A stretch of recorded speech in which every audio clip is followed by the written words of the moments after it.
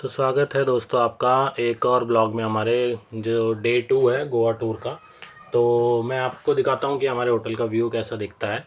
हमारा जो होटल है वो मैंड्रम बीच पर है और हमारे जो रूम था वो बीच व्यू था। डायरेक्ट रूम का गेट खोलते ही सामने बीच है।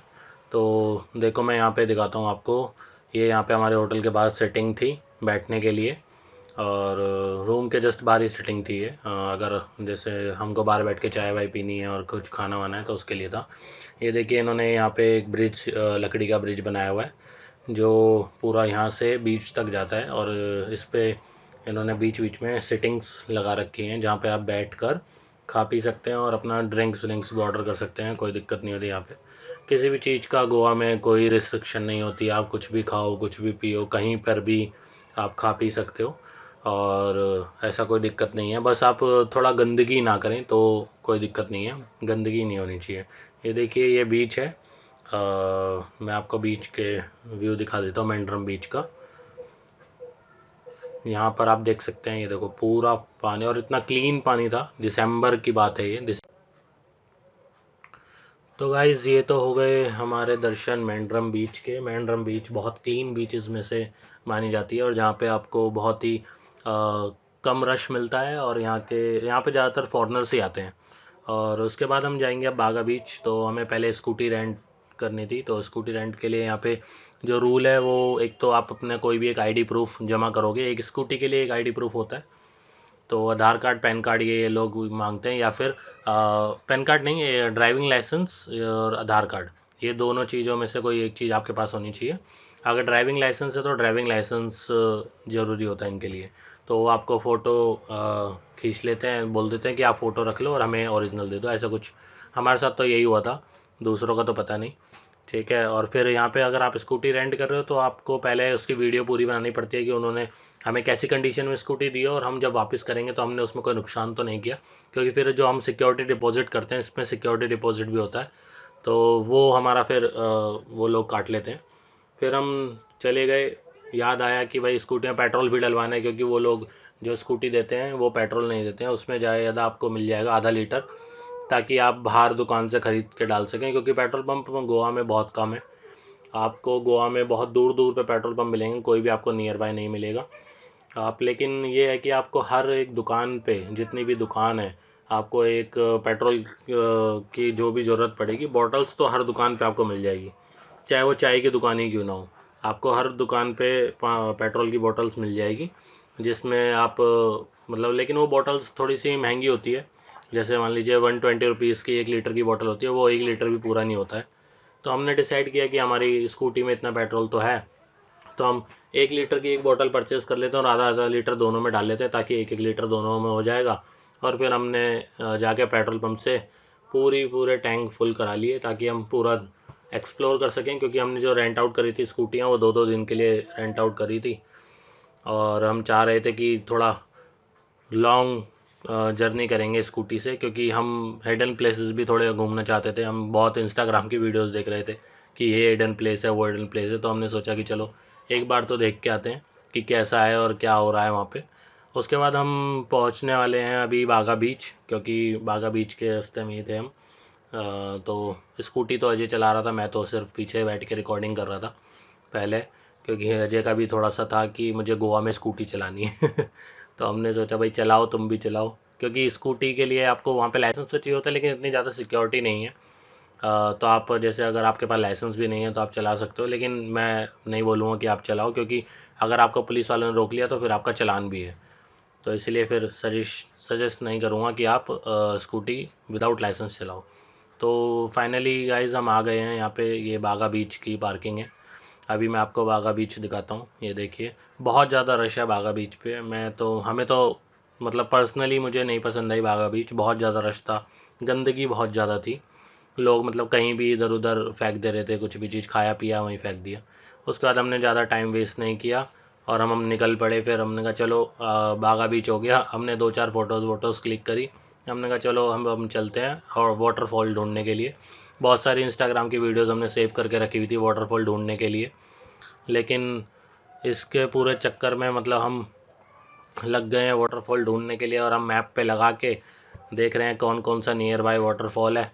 और ज़्यादा से ज़्यादा मतलब जो टाइम दिखा रहा था, मतलब जो भी हमारा टाइम वेस्ट हुआ, हमारा सबसे ज़्यादा टाइम इसी चीज़ में वेस्ट हुआ कि वाटरफॉल कौन सा सही है कौन सा नहीं है। क्योंकि क्या था ना, लोग वहाँ पे बोल रहे थे कि वाटरफॉल दूध सागर ही एक वाटरफॉल है। बाकी हमें मैप पे दिखा रहा था नियर बाय बहुत सारे वाटरफॉल्स दिखा रहा था, लेकिन अब समझ में नहीं आ रहा था कि कौन से वाटरफॉल पे जाएं। तो एक नियर बाय वाटरफॉल दिखा रहा था हमें, अराउंड 30 किलोमीटर के अराउंड था वाटरफॉल। तो हमने सोचा कि चलो वही वाला पहले देख लेते, जो सबसे पास है। अगर वो नहीं होगा तो फिर एक और देखेंगे, और फिर अगर दोनों में से कोई भी एक मिल गया तो हमारी फ़ोटोज़ और वीडियोज़ अच्छी आ जाएगी। वाटरफॉल ढूंढने के पूरे चक्कर में हम भूल गए कि हमारे किसी के पास भी कैश नहीं है। और हमें एकदम से रास्ते में ही याद आया कि कैश कोई लेके नहीं चल रहा है, और अगर मान लीजिए हमारे पेट्रोल हमें भरवाना पड़ा या फिर ख़रीदना पड़ा किसी दुकान से, तो फिर कैश तो नहीं। लेकिन ये है कि यूपीआई पूरे गोवा में चलता है। और फिर मुझे एकदम से याद आया कि हम मैं तो अपने फ़ोन के पीछे, मतलब कवर, बैक कवर के पीछे कैश कैरी करता हूँ। तो वही चीज़ मुझे याद आई, और फिर मैंने इनसे ही पूछा। तो हमारे मतलब ऑलमोस्ट हम चारों ही रखते थे अपने फ़ोन के कवर के पीछे। तो हमको मतलब ऑलमोस्ट 1000-1500 रुपये इकट्ठे हो गए थे। तो फिर हमने सोचा कि चलो ठीक है, अब काम तो ही जाएगा, ज़्यादा ज़रूरत नहीं पड़ेगी। बाकी तो ऑनलाइन पेमेंट जहाँ पे होगी ऑनलाइन कर देंगे। गोवा में नेटवर्क का थोड़ा इशू रहता है, क्योंकि कई कई जगहों पे नेटवर्क इशू आते हैं, तो फिर वहाँ पे पेमेंट नहीं हो पाती है।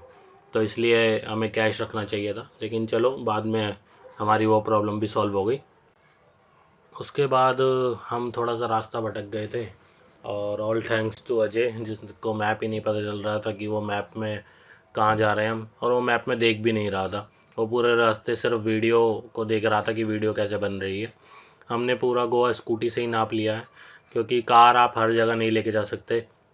अगर आपको जैसे हिडन प्लेसेस ढूंढने होते हैं, उसके लिए कार बहुत दिक्कत करती है, क्योंकि छोटी छोटे से रास्ते होते हैं, उस पर आप स्कूटी लेके जा सकते हो। तो मैं तो सजेस्ट करूँगा कि स्कूटी बेस्ट है गोवा में।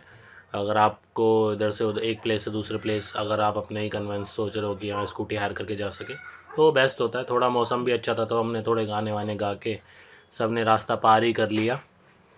फिर एक ऐसा रास्ता आया गोवा का, जहाँ पे हमें अंदर जाना था, हिडन प्लेस था वो पूरा।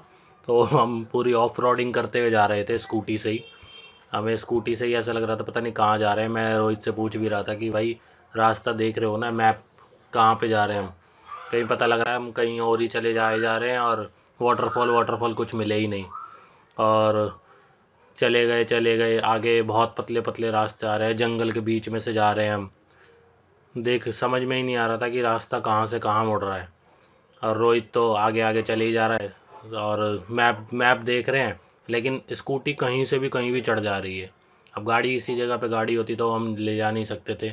और वाटरफॉल के चक्कर में ही हमारा सारा पूरा टाइम हो गया। अब सुबह से हमें शाम हो गई थी। हम दिन में बागा बीच से निकले थे आफ्टर लंच, क्योंकि लंच करके निकले थे हम वहाँ से। तो अब हम ऑलमोस्ट जो वाटरफॉल जो जहाँ पे अभी मैं तो वहाँ पे, ये 6 बजे के अराउंड की बात है, 5-6 बजे की।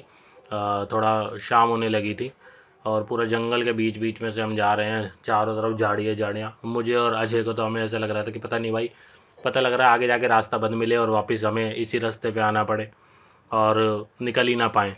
तो वही हुआ जिसका डर था, हमें कोई वाटरफॉल मिला ही नहीं, और वापस ही आना पड़ा हमें, क्योंकि वहाँ पे कोई वाटरफॉल था ही नहीं। तो गाइज़, इंस्टाग्राम पर कभी भी इतना ब्लाइंडली ट्रस्ट ना करें, क्योंकि हमने भी इतना ट्रस्ट किया। इतनी सारी हमने वीडियोस देखी थी कि यहाँ पे वाटरफ्लो फॉल है, वहाँ पे वाटरफॉल है, और आप यहाँ पे हिडन प्लेस है, ये वो हिडन प्लेस है। सब कुछ देखा, कुछ नहीं मिला, कोई हिडन प्लेस नहीं मिला। सब झूठ था, सब वीडियोस बनाने के मतलब वो है कि हाँ भाई, सिर्फ फेमस होने के लिए लोग कर देते हैं ऐसा। लेकिन भाई ऐसा करते हो और फिर लोगों का और टाइम वेस्ट होता है। तो फिर रिक्वेस्ट है भाई, और लोगों से जो अगर देख भी रहे हो वीडियो, तो अगर ऐसा कर रहे हो तो भाई मत करो, क्योंकि बहुत ज़्यादा हमारा टाइम वेस्ट हुआ। हमने 3-4 वाटरफॉल देखे, तीनों चारों वाटरफॉल की जगह पे कुछ नहीं था, कोई वाटरफॉल नहीं था। वो वाटरफॉल डेफिनेटली वहाँ पे चालू होते हैं, लेकिन एक दो ही जगह पे हमें समझ में आया था, क्योंकि लोगों ने भी वहाँ पे बताया कि हाँ यहाँ पे होता है, लेकिन वो सिर्फ बरसात के मौसम में होता है, और बरसात के मौसम में पूरा गोवा बंद होता है। जिसकी वजह से भाई वाटरफॉल बनी जाए, क्योंकि बारिश आती है और पानी इकट्ठा होता है, तो वो एक तरह से वहाँ पे गड्ढा है और ऊपर से पहाड़ी से वो पानी बहता है, तो वो वाटरफॉल ही बन जाता है।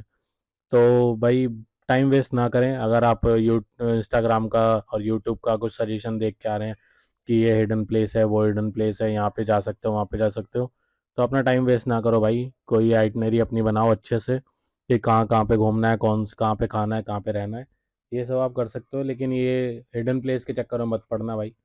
हिडन प्लेस के चक्कर में पड़ोगे तो पूरा टाइम वेस्ट हो जाएगा आपका।